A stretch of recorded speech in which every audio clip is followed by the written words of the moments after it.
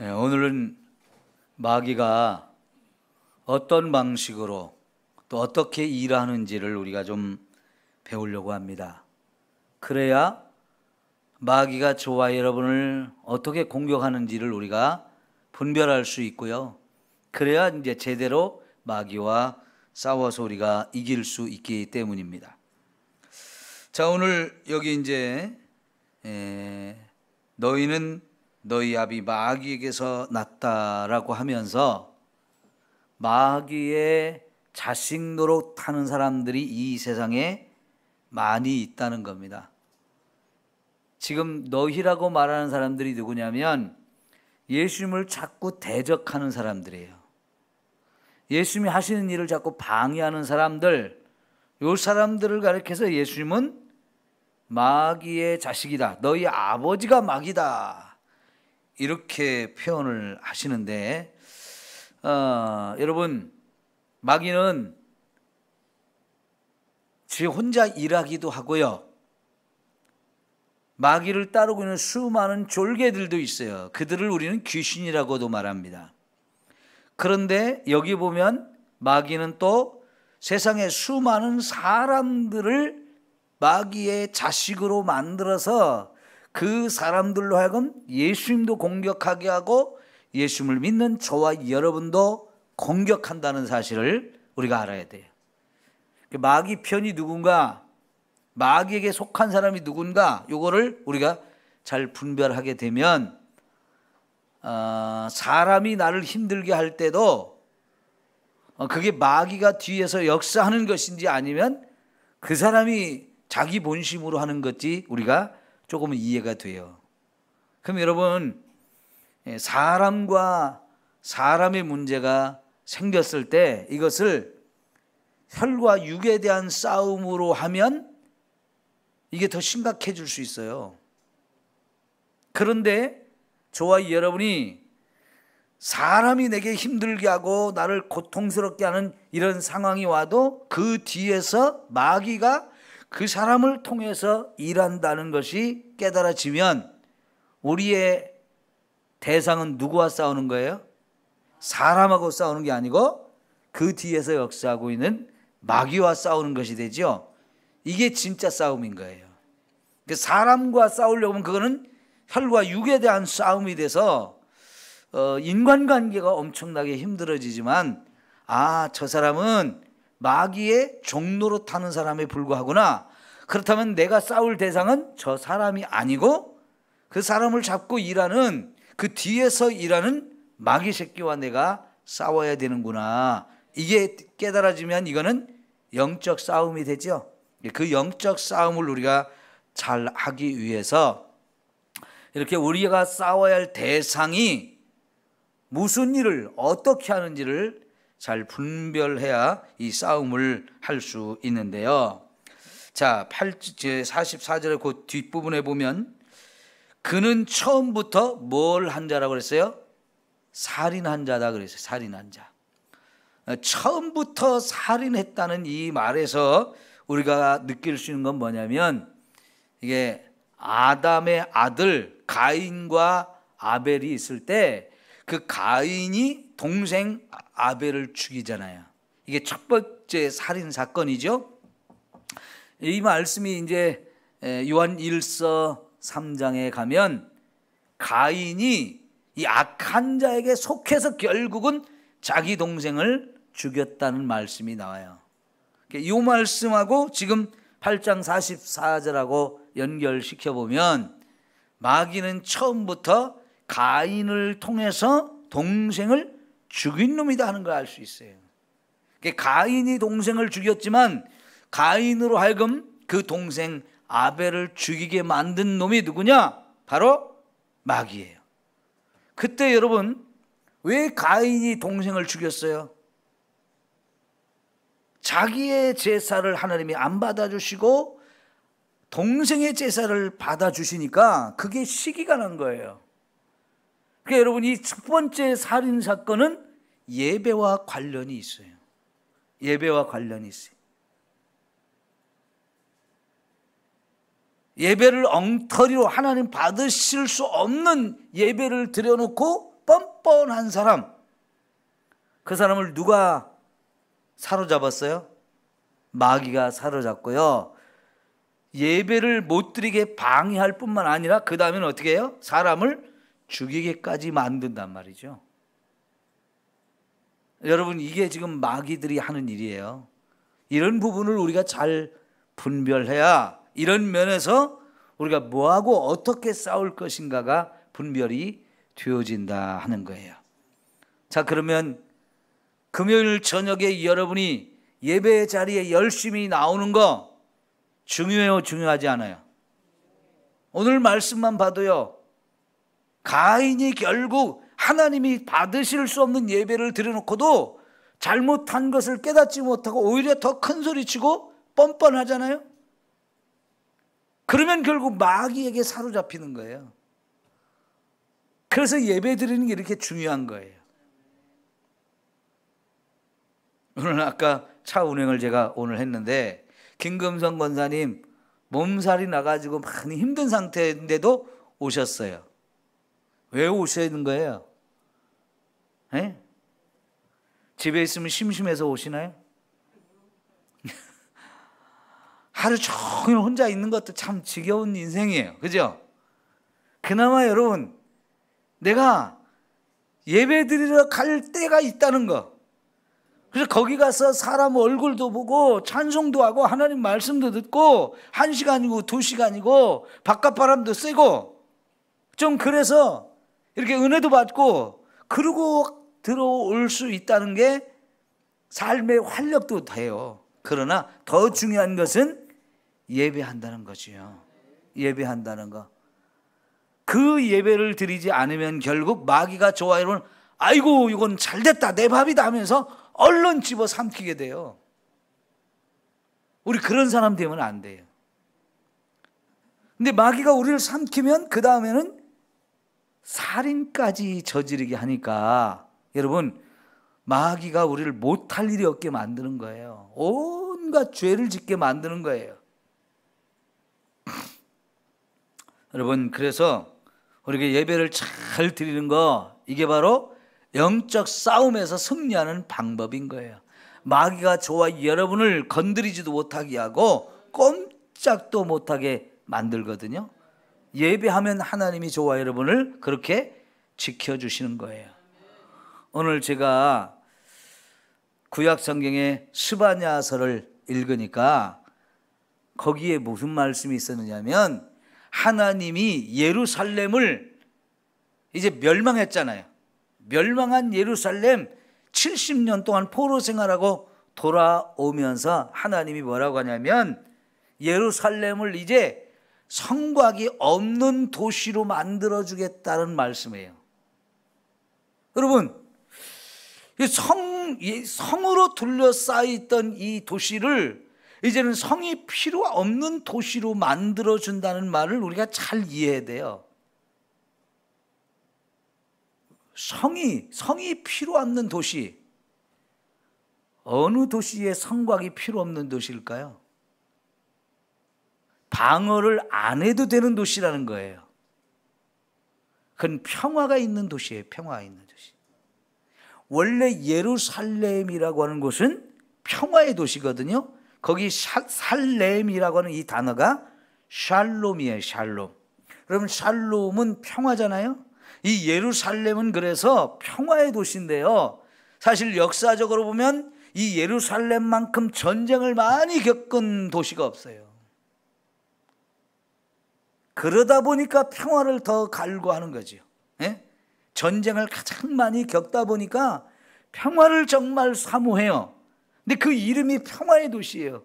그런데 그 도시가 진정으로 평화가 이루어지는 때를 하나님이 주신다는 거예요. 성벽이 필요 없는 도시로 만들어주겠다. 그러면서 하나님이 약속한 게 뭐냐면 그 성을 하나님의 불로 둘러서 담을 치겠다라고 약속해요. 야, 나 그 말씀 읽고요 너무 감동이 됐어요. 하나님의 불로 담을 쳐준다는 거예요. 이게 기가 막힌 얘기거든요. 사람이 지킬 필요가 없이 하나님이 지켜주시면 가장 안전하고 거기에 전쟁이 필요 없고 어떤 적도 거기를 넘볼 수 없는 가장 평화가 있는 그런 곳이 되어질 수 있는 곳이잖아요. 야, 하나님이 그런 약속을 주세요. 여러분, 오늘 우리 교회도 하나님의 성령이 불담이 되어 지켜주는 교회가 되기를 소망합니다. 여러분의 가정도 하나님의 성령이 불담이 되어 지켜주는 이 놀라운 역사가 있기를 축원합니다. 그러면 질병도 우리를 공격하지 못해요. 사탄도 우리를 넘보지 못해요. 하나님의 자녀들을 건드리지도 못하도록 하나님이 우리를 지켜주는 이런 축복의 역사가 있어야 되지 않아요? 네, 여러분, 지금 사탄은요 자꾸 살인을 하게 하고 수없이 많은 죄를 짓게 만들어요. 인간이 인간 가운데서 짓는 죄 중에 제일 흉악한 죄가 살인죄잖아요. 그죠? 그런데 이 살인죄를 짓게 만들 정도면 그 사람을 얼마나 악하게 만든 사람이고 그 사람으로 하여금 하나님을 얼마나 떠나게 만든 거예요. 그죠? 그러면 살인죄 짓기까지 수많은 죄를 짓게 되는 거지요. 사탄은 이렇게 우리를 이런 존재로 만들 수 있어요. 그러니까 저와 여러분이 사탄에게 공격을 받아서도 안 되고 사탄의 지배를 당해서도 안 돼요. 그러려면 우리는 이 마귀에게 속한 자가 아니고 하나님께 속한 자가 되어야 합니다. 이미 우리를 예수님을 믿게 해서 하나님께 속한 자로 만들어 주셨죠. 예? 그러면 마귀가 이렇게 하나님께 속한 저와 여러분을 끊임없이 자꾸 공격을 하는데 이런 마귀의 공격하는 방법이나 이런 것들을 우리가 알 때 이걸 적절하게 우리가 잘 싸워서 이길 수 있게 되어질 줄 믿습니다. 자, 살인한 자 다음에 뭐라고 했어요? 진리가 그 속에 없으므로 진리에 서지 못하고 거짓을 말할 때마다 제 것으로 말하나니 이는 그가 거짓말장이요 거짓의 아비가 되었음이라. 마귀는 진리를 조금도 말할 수 없는 자, 그래서 항상 입을 열면 거짓말밖에 할 줄 모르는 자, 그래서 거짓의 아비라고 말해요.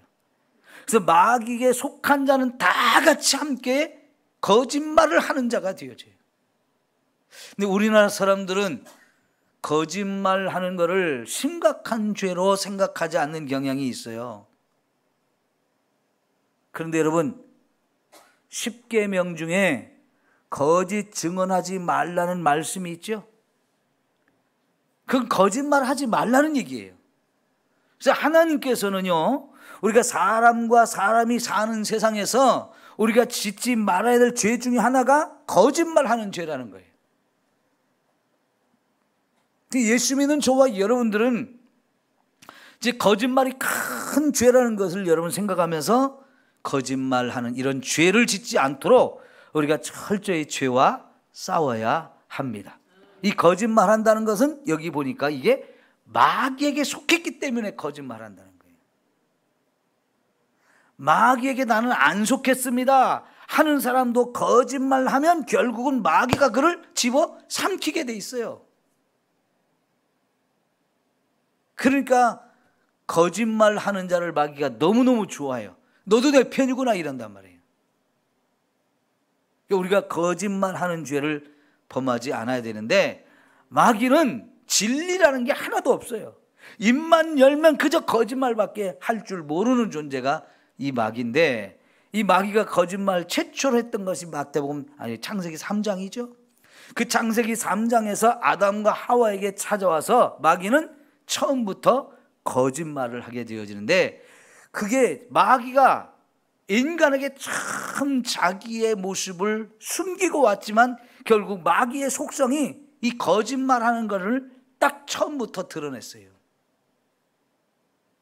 마귀가 얼마나 거짓말을 좋아하고 거짓말을 잘하는 존재인지 사람에게 처음 찾아왔을 때 딱 거짓말부터 하잖아요.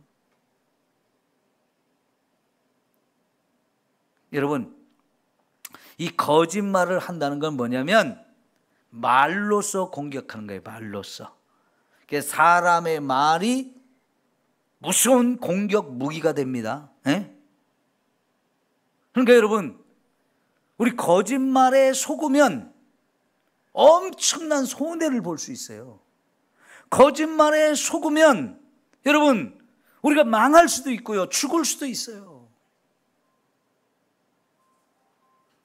어린아이들을 유기하는 놈들이 거짓말을 하잖아요. 그죠? 거짓말을 해서 어린아이들을 속인단 말이에요. 어린아이들이 거짓말에 잘 속을 수 있기 때문에 어린아이를 유기하려고 하는 사람은 항상 거짓말을 해서 그 아이를 속여가지고 유괴를 해버려요.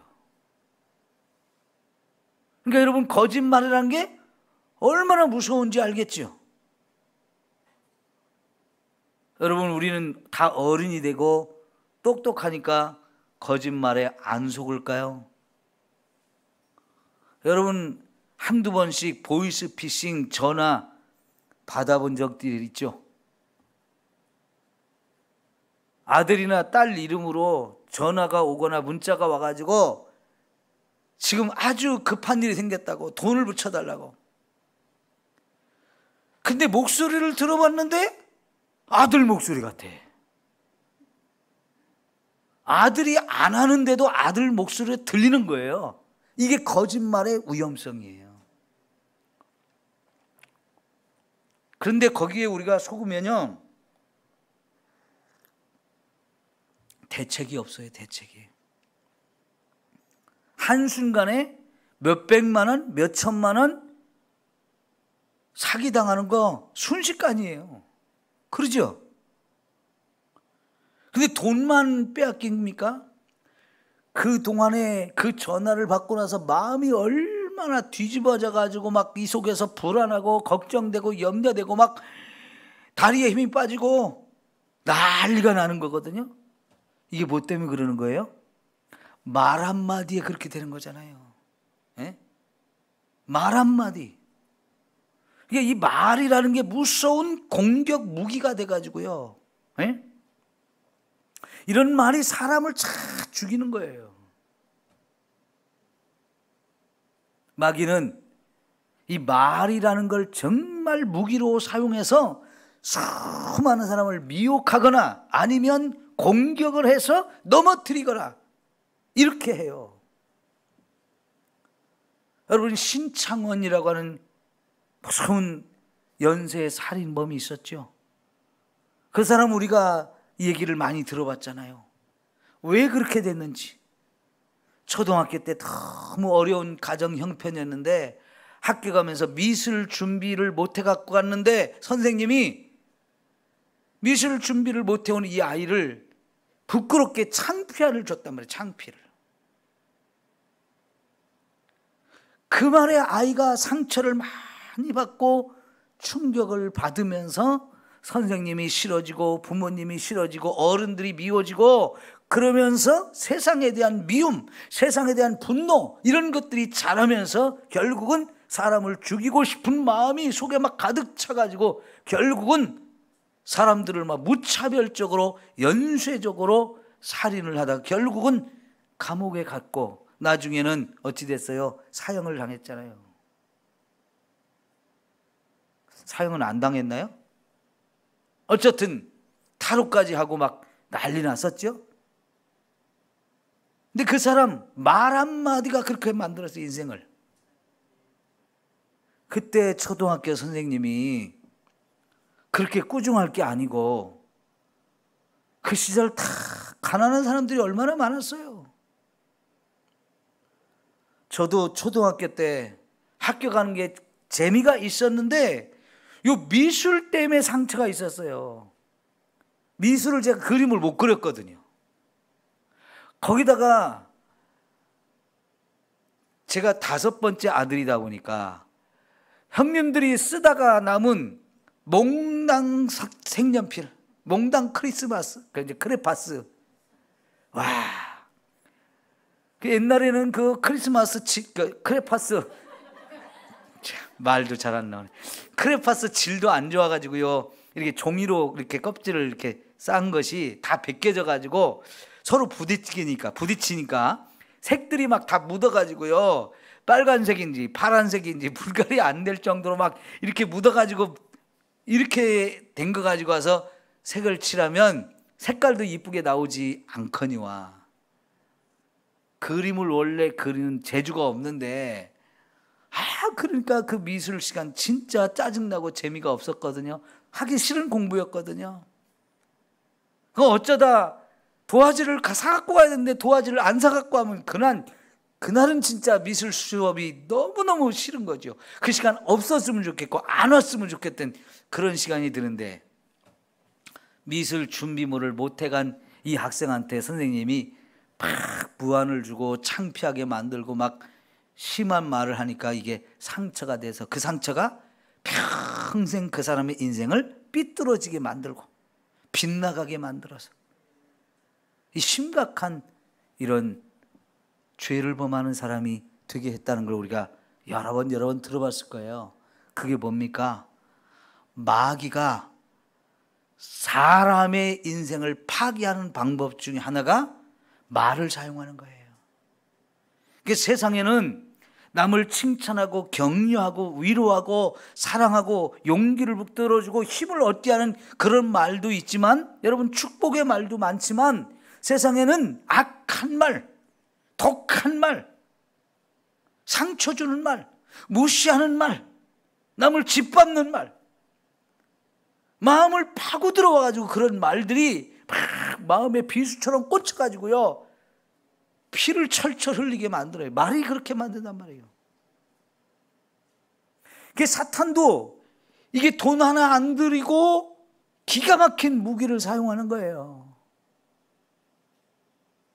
사람의 마음을 한순간에 무너뜨리거나 막 휘저놓거나 큰 상처를 주거나 이런 것들이 말 한마디에 의해서 그렇게 되잖아요. 그죠? 우리는 그 말의 무서움을 살면서 많이 경험했어요.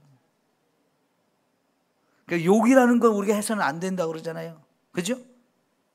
우리는 마태복음 요 앞부분에서 7장에서 형제를 향해서 라가라고 욕을 하면 그 사람 살인한 거다 그랬어요. 욕하는 거 다 진짜 살인이라고 말하잖아요. 그죠? 말이 얼마나 무서운지. 그런데 마귀가 그런 무서운 말을 사용해서 저와 여러분을 넘어뜨리기도 하고 저와 여러분을 완전히 좌절시키기도 하고 때로는 저와 여러분을 죽이기도 한다고요. 말 한마디 때문에 우리가 죽어요. 그러죠? 무시당하고 자존심 상하게 만들고 그러면 막 화가 나고요. 막 얼마나 견디지를 못합니까? 여러분, 말을 우리가 들을 때 그래서 이제 저게 사탄이 나를 공격하는 거구나, 이걸 분별할 줄 알아야 돼. 예? 그냥 상처받고 그냥 그것 때문에 피 흘리고 그것 때문에 나 막 나자빠지고 그것 때문에 막 열받아가지고 이러지 말고, 여러분 그런 말이 들릴 때 지금 사탄이 저 말이라고 하는 무기를 통해서 나를 공격하고 있구나. 예? 지금 내 남편이 나를 공격하고 있지만은 그게 남편이 도구일 뿐이지 그 뒤에는 누가 있다? 사탄이 있다. 이걸 우리가 알면 남편하고 싸울 게 아니고 그 뒤에 있는 마귀와 싸우는 거지. 여러분, 우리 살면서 부부 싸움들 좀 많이 해보셨죠? 근데 그 순간 이런 분별력이 있었으면 굳이 남편하고 아내가 싸울 일이 없는데, 지금 저게 마귀 새끼가 나를 지금 공격하는 거구나, 저렇게 말을 통해서 나를 힘들게 하는구나, 이러면서 우리가 그 뒤에 있는 마귀하고 싸우면 이게 남편하고 막 마음 상해가지고 그럴 거 없이 마귀를 깨트리면 되는데, 우리는 그때 분별력이 부족해서 그냥 남편하고 아내하고 서로 싸우다가 더 큰 상처 주고 그냥 갈라서 가지고 막 못 살겠다고 하고, 그런 적들이 많았을 거예요. 그러죠? 자, 여러분, 이게 마귀가 하는 짓입니다. 예? 꼭 남편과 아내 사이만이 아니고 교회 안에서도 성도들 간에 말 한마디 때문에 막 상처받고, 말 한마디 때문에 시험 들고, 말 한마디 때문에 죽겠다고 막 교회 안 나오겠다고 막 이런 일들이 얼마나 많아요. 그러죠? 여러분, 이게 사탄이 저와 여러분을 넘어뜨리려고 하는 거예요. 우리 시험에 들게 하고, 우리를 낙심하게 만들고, 우리를 완전히 사탄의 도구로 끌고 가려고 그렇게 하는 거예요. 여기에 져야 돼요? 앉아야 돼요? 여기 지면 안 되겠죠. 네.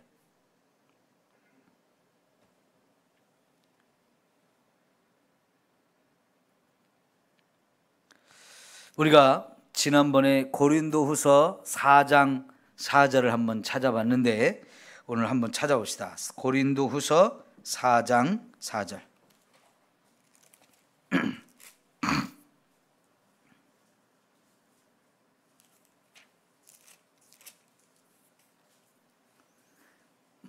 자, 봐요. 시작. 그 중에 이 세상의 신이 믿지 아니하는 자들의 마음을 혼미하게 하여 그리스도의 영광의 복음의 광채가 비치지 못하게 함이니 그랬어요. 자, 이 세상 신이 있다 그랬어요. 이 세상 신. 다시 말하면 에베소서 2장에 보면 이 세상 신을 공중의 권세를 잡은 자라고 표현하고 있어요. 공중에서 세상을 지배하고 있는, 이 세상을 지배하고 있는 악한 놈들이 있는데 이 놈들이 믿지 아니하는 자들의 마음을 혼미하게 한다는 거예요. 다시 말하면 사람들이 왜 하나님을 믿지 못하고 예수님을 못 믿게 하냐? 그 세상의 신들이, 악한 놈들이 그 사람들의 마음을 혼미하게 만들어가지고 그리스도의 영광의 복음의 광채가 비치지 못하게 한다는 거예요. 이 예수 그리스도의 복음은 아주 광채가 나는, 찬란한 건데 이 찬란하게 빛나는 복음의 빛이 그 사람들에게 비치지 못하도록 꽉 혼미하게, 마음을 혼미하게 만든다는 거예요. 다시 말하면 하나님의 말씀을 들어도 전혀 그것을 깨닫지 못하게 하는데 왜 그러냐? 마음이 혼미해가지고 이거를 깨달을 수가 없는 거예요. 얼마나 교활한 놈이에요. 우리가 마태복음 13장에 씨 뿌리는 비유 봤잖아요. 거기서 예수님이 말씀을 해줘도 들을 귀가 없는 사람은 못 듣잖아요. 왜 못 듣습니까? 들을 귀가 없다 그랬어요. 볼 수 있는 눈이 없다 그랬어요. 똑같이 앉아서 듣고 똑같이 앉아서 보았는데도 불구하고 어떤 사람은 깨닫는데 어떤 사람은 못 깨닫는다는 거예요. 근데 그 못 깨닫는 이유, 길바닥 같은 그런 상태는 왜 못 깨닫는다 그랬어요? 마귀가 그 말씀을 빼앗아간다 그랬죠. 다 쪼아먹어. 우리가 말씀을 듣는데 그거를 마귀가 다 빼앗아가기 때문에 말씀이 마음에 하나도 남지 않고요, 뿌리를 내릴 수가 없게 되어진다고 그랬어요. 그 마귀가 저와 여러분이 아까 보니까 예배를 드리는 것도 방해한단 말이에요. 하나님 받을 수 없는 예배. 그리고 예배의 자리에서 말씀을 듣는데 그 말씀을 전혀 듣지 못하게 눈과 귀를 가려버리거나 아니면 들었는데 그걸 다 빼앗아가거나 이런 상황이 되어진다는 거예요. 여러분, 이사야 28장을 한번 찾아볼까요? 이사야 28장.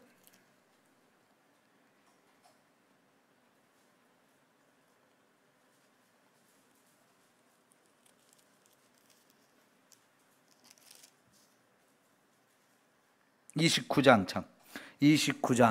29장 10절 말씀.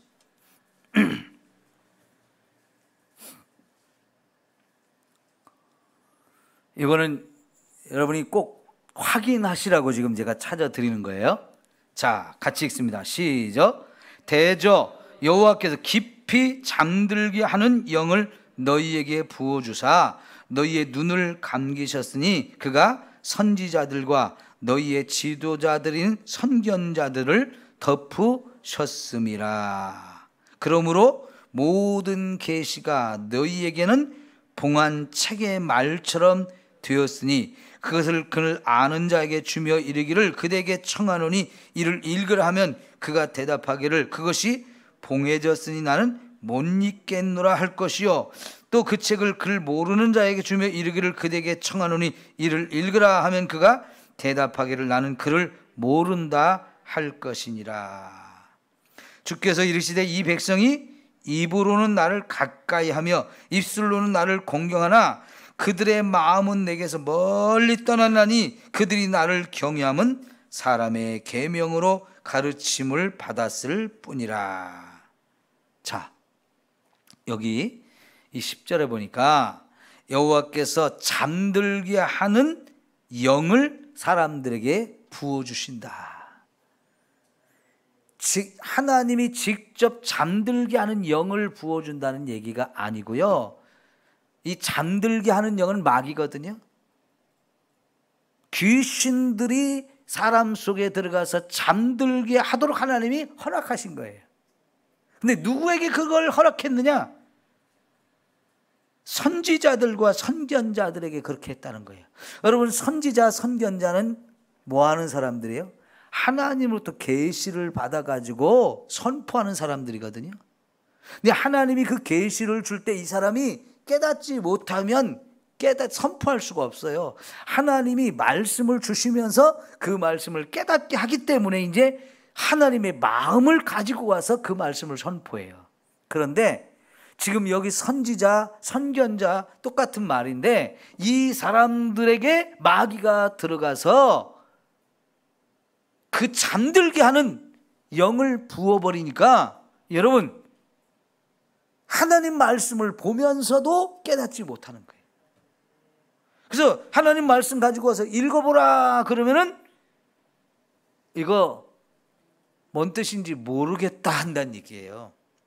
이 책의 말씀이 봉해졌으니 난 모르겠다는 말이 뭐냐면 난 읽어봐도 무슨 뜻인지 모르겠다 그 말밖에 할 수 없다는 거예요. 왜요? 깨닫지 못하니까요. 여러분, 제가 예배 시간에 조는 사람은 위험한 사람이라고 그랬죠. 마귀가 잠들게 하는 영으로 그 사람 졸게 해가지고 눈도 가리고 귀도 가린다, 제가 수없이 많이 얘기했죠. 요 말씀인 거예요. 하나님이 잠들게 하는 영을 부어준다 그러는데 이건 하나님에게 잠들게 하는 영이 있는 게 아니에요. 귀신이 잠들게 하는 거예요. 근데 하나님 그걸 허락한 거예요.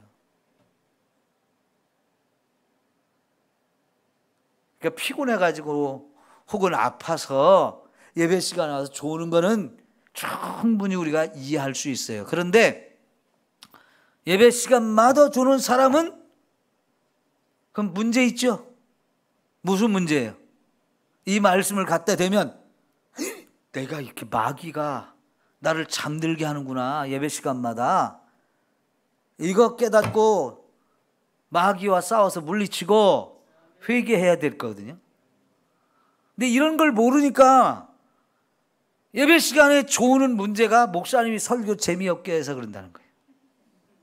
목사님이 설교를 은혜롭게 안 해서 그렇다는 거예요.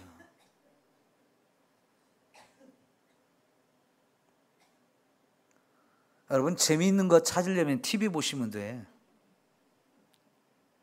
물론 목사가 재미있게 설교하면 여러분 잠도 달아나고 더 잘 듣고 더 집중할 수도 있죠. 그죠? 근데 저 같은 사람이 여러분 재미있게 하려면요 거기다 신경 써야 돼요. 근데 제가 좀 유머 좀 사용하려고 저도 유머책 많이 사다 놓고 연구도 해봤는데요, 하면 되기는 되거든요. 그런데 썰렁해요.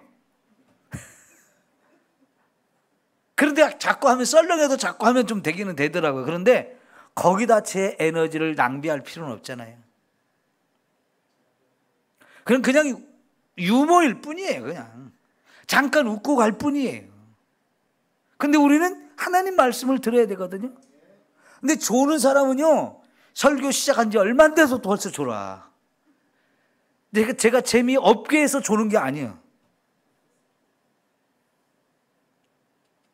그런 사람 문제 있잖아요. 여러분, 우리 교회도 그렇게 꼭 예배 시간마다 조는 병이 든 사람이 있어요. 병든 닭이 존다고 그러잖아요. 그죠? 병든 닭이 졸잖아요. 꼭 병든 닭 같아요. 참 너무 안타까워요. 이게 왜 졸게 하는 거예요? 말씀을 못 듣게 하는 거예요. 그 말씀을 못 들으면 믿음이 자랄 수가 없어요. 여러분, 우리 신앙생활하면서 믿음이 안 자라면 그것처럼 심각한 문제가 어디 있어요? 근데 자라려면 말씀이 깨달아져야 되거든요. 그 말씀이 은혜가 돼야 되거든요. 근데 이게 안 되니까 10년을 다녀도 그 모양 그 꼴이에요. 제자리요. 그거 왜 그래요? 그 사람 아무리 찔러봐도 말씀이 안 나와요. 왜? 들은 게 없으니까. 좀 찔르면 말씀이 나와야 될 거 아니에요? 찔리면 피가 나오듯이 예수 믿는 사람들은 찌르면 말씀이 나와야 돼. 근데 아무리 찔러도 말씀이 안 나와. 들은 게 없으니까. 그 신앙생활을 엉터리로 하는 거예요. 그 밑에 뭐라고 그랬어요? 입술로는 주님을 사랑한다고 하지만 마음은 주님과 상관이 없는 거예요. 마음으로는 공경하지 않는 거예요. 엉터리 가짜라는 거죠. 이건 다 가라지밖에 될 수가 없어요. 이건 심각한 거죠. 우리를 멸망시키려고 사탄이, 그죠? 우리를 멸망시키고 죽음의 길로 끌고 가려고 하는 게 사탄의 방법이에요. 사탄이 원하는 거예요. 요한복음 10장 10절에 도둑은 뭐 때문에 온다고요? 도둑질하고 죽이고 멸망시키기 위해서 온다 그랬어요. 마귀가 우리를 멸망시키는 거는 말씀을 듣지 못하게 하는 거예요. 말씀을 빼앗아가는 거예요. 말씀에 순종하지 못하게 만드는 거예요. 이런 마귀의 역사를 우리가 분별해야 이걸 싸워서 물리치고 우리는 말씀을 제대로 깨닫고 믿음이 자라고 하나님 나라 갈 수 있는 이런 참된 신앙생활을 하게 되어질 줄 믿습니다. 여러분, 바리새인들, 서기관들, 자기들이 신앙생활 잘하는 사람이라고, 말씀을 잘 아는 사람이라고 종교 지도자가 됐어요. 그리고는 백성들을 막 말씀을 잘 가르치는 일을 해요. 근데 예수님한테 얼마나 책망을 받고 예수님이 얼마나 그들이 문제가 심각한지를 자꾸 얘기하잖아요. 그들은 틀렸다는 거예요. 그들이 와서 예수님 틀렸다고 지적하는데 그게 아니고 예수님은 너희들이 틀렸다라고 얘기해요. 근데 말씀을 들어보니까 예수님이 틀린 게 아니고 그들이 틀렸어요. 그럼에도 불구하고 자기들은 자기들이 틀렸다는 생각을 안 합니다. 인정을 안 합니다. 이게 심각한 문제지요. 그건 다 엉터리인 거예요. 그러면서 예수님이 너희도 눈이 멀었고 너희들 인도자라고 하고 붙들고 따라가는 그 사람도 눈이 멀었고 그래서 너희는 맹인된 인도자이고 그 맹인된 인도자를 자기들의 지도자라고 따라가고 있는 그 사람도 눈이 멀어서 둘 다 어디에 빠진다고요? 구덩이에 빠진다는 거죠. 이게 무서운 일이에요. 예수님 당시 사람들이 지금 그 상황이에요. 종교 지도자인데 그들이 바리새인이고 서기관인데 그들이 말씀을 제일 많이 연구했고 잘 안다고 하는데 그들이 가르치는 건 다 엉터리란 말이에요. 잘못된 걸 가르친단 말이에요. 그럼 그들을 지도자로 알고 그들이 가르치는 데서 따라가는 백성은 함께 다 구덩이에 빠질 수밖에 없는 거죠. 이거는 가장 심각한 비극인 거죠. 제가 그 역할을 하고 있다면 여러분은 다 저와 함께 따라서 구덩이에 빠지는 길로 가는 거예요. 이거 심각한 거죠. 마귀가 그런 일을 한다고요. 여러분 따라합시다. 바른 믿음, 바른 교회, 이게 얼마나 중요한지 아세요? 거짓 믿음도 많고 교회 안에 거짓된 신자도 많은 거예요. 그걸 가라지라고 하잖아요. 그렇게 되지 않고 우리가 바른 믿음, 바른 교회가 되는 거, 이게 너무너무 중요한 거고요. 우리에게도 이런 바르지 못한 부분들이 얼마든지 있을 수 있기 때문에 스스로 나를 자꾸 개혁하고 교회를 개혁하는 교회가 진짜 마지막까지 살아남을 수 있는 교회가 되어지는 거예요. 세상이 끝날이 가까울수록 바른 복음을 듣기가 어려워집니다.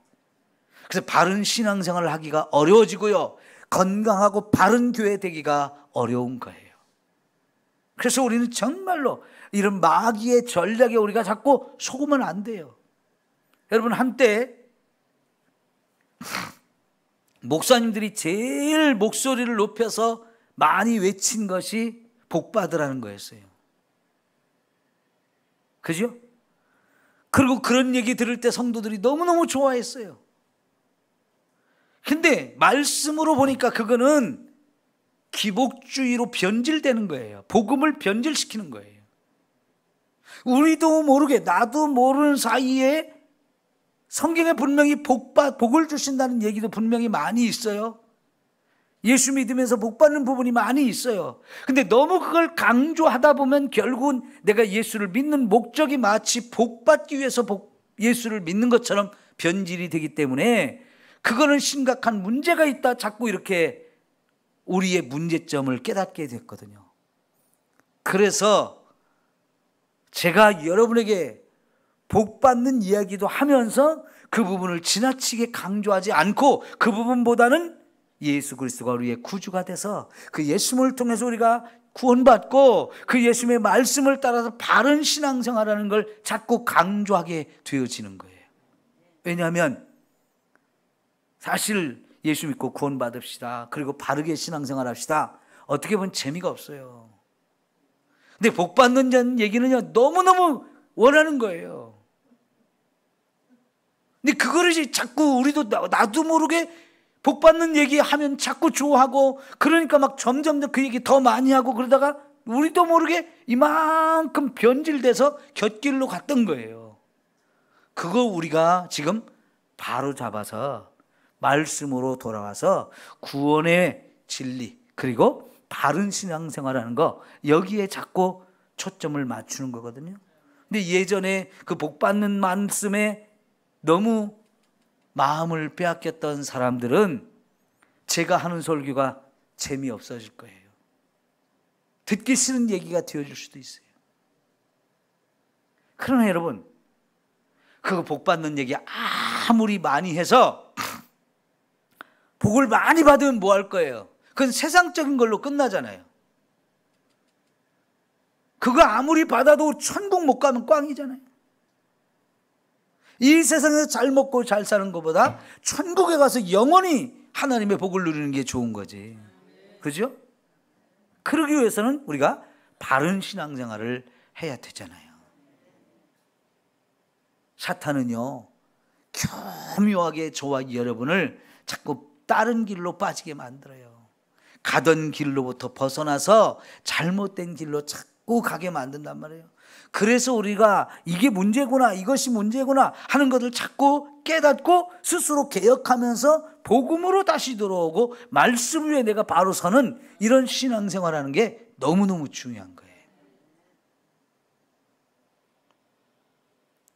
그래서 사탄이 저와 여러분을 예배도 방해하고, 말씀을 듣는 것도 못 듣게 하고, 들은 말씀도 빼앗아가고, 혹은 말씀을 선포하는 사람을 자꾸 변질된 이 복음, 바른 복음이 아닌 거짓된 복음을 전하도록 자꾸 미혹하는 이런 일들이 세상에 너무나 많다는 얘기예요.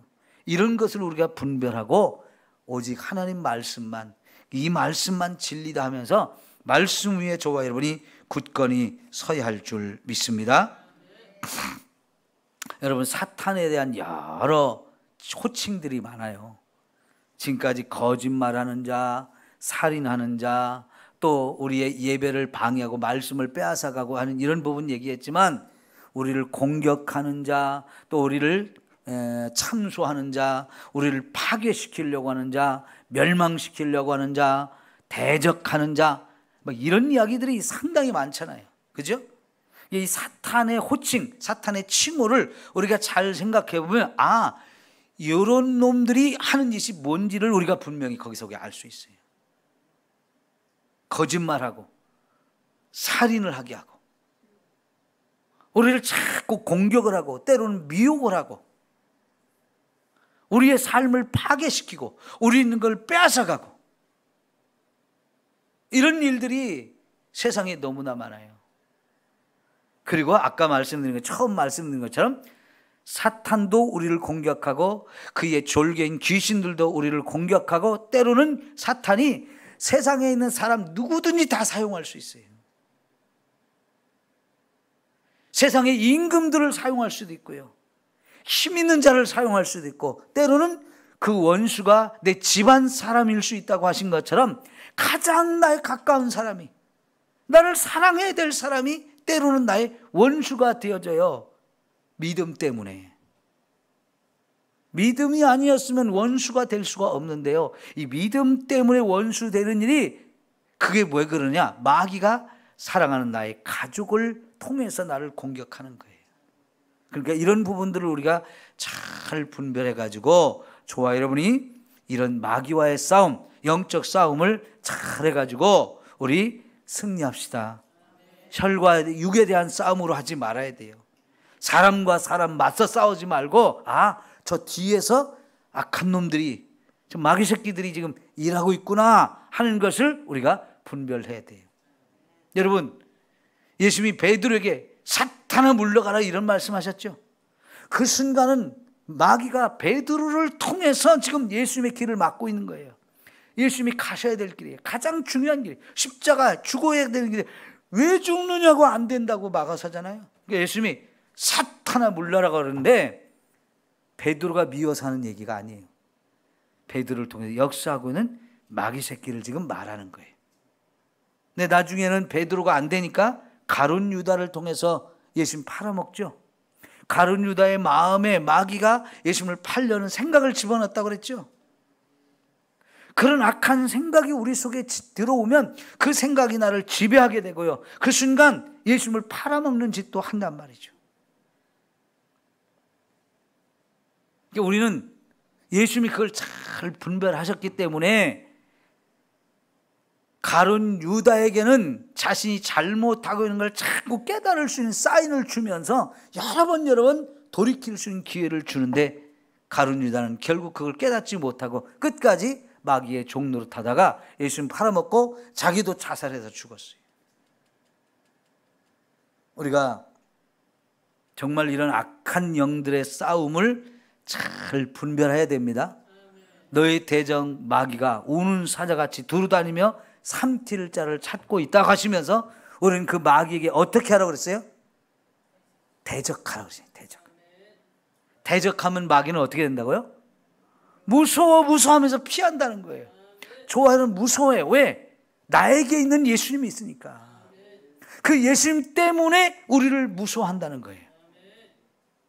그러니까 우리가요, 예수님이 나와 함께 있다, 나는 예수님의 말씀으로 무장했다, 나는 성령으로 충만해졌다, 나는 기도하는 사람이다, 이런 믿음을 가지고 저와 여러분이 마귀를 대적할 때 마귀는 우리를 무서워하면서 떠나가게 돼 있고, 그러면 더 이상 마귀는 저와 여러분을 넘볼 수가 없게 되어져요.